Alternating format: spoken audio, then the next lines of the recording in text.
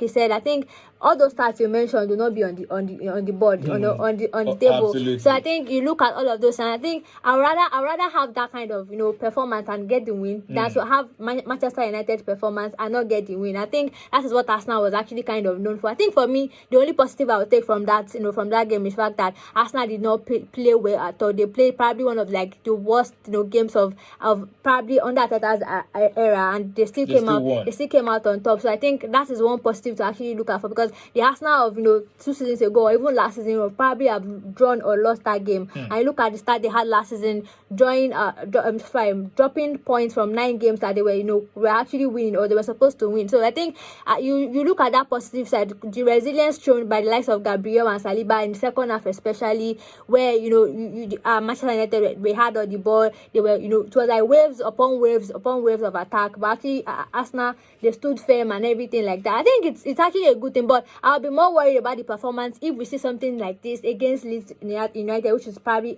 is our next game at the Emirates Stadium. I think that is where you start to get worried that something's definitely wrong. But I feel like they will grow into the game, and the game yesterday just kind of showed that they are still not involving Victor Gyökeres. I was about to ask, what do you make of the performance of Victor Gyökeres in that? And he also looked like he kind of lacked match fitness somehow. Yeah, of course. I don't know why, but I think it's just a matter of time. The old transfer saga that went down where he could not train with the team, and then I think he was probably training on his own, and there's nothing like training on your own and training with the team is entirely different. Then he has to adjust to the physical demands of the Premier League as well. So I think it's just a matter of time. It's probably going to get better, but I feel like they're not even. I think they had just 4 touches in the opposition box, which is really poor from a striker that played well over 1 hour. So I think it should the players are still not utilizing him more. I feel like the likes of Odegaard and Saka especially are still not passing the ball when they need to. They are still maybe like I get it because they've not really played with a proper striker before.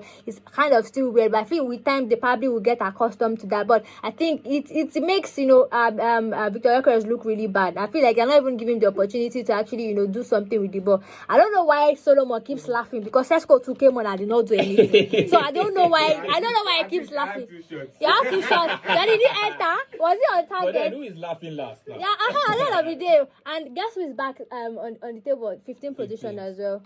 Manchester United. So you cannot script that thing. You cannot separate from 15. So I think they're just back to where they belong anyway. But I think it's just I think it's too early to overreact. I think I'd rather have that performance and get the win than to have Manchester United's performance. Just like I said, what is the point of dominating and everything? And at the end of the day, you don't have the point on the ball. So I think I'm not happy with the performance, but I'm super proud of the resilience the boys